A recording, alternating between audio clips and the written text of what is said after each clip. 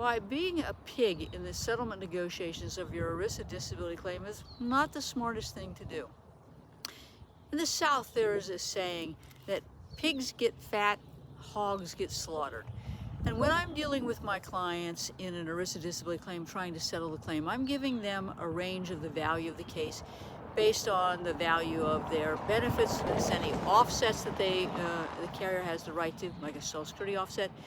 We're figuring out the net number, if you will. And then we're projecting the back benefits and we're projecting the future benefits.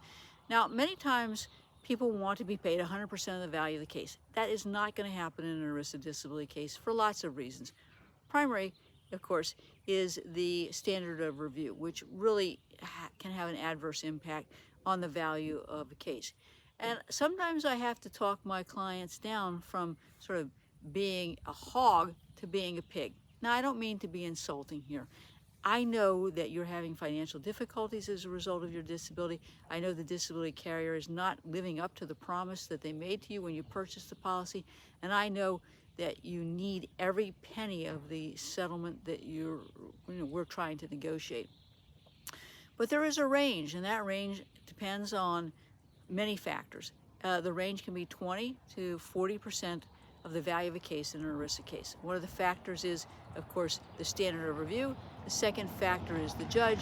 And the third factor is the actual strength of your case. And so if you are just hell-bound on trying to get more than the value of the case, you may advise your lawyer to make some moves that are not the right moves, and ultimately the case may not settle. That means that you end up with what's called a motion for summary judgment. I get to write, if you will, a brief, the other side gets to write a brief, and the judge gets to decide. But the judge's hands are basically handcuffed based on the standard of review. And it might be that the judge cannot substitute their own judgment unless they show that there's been an abuse of discretion.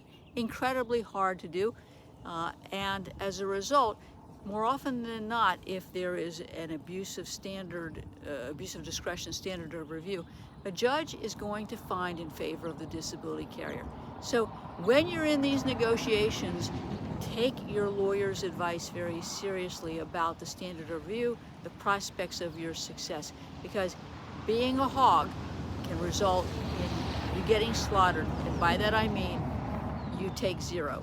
If you have any questions about your rights to disability insurance benefits, regardless of where you live in the United States, regardless of who your carrier might be, please give me a call at 727-894-3188 for a complimentary consultation.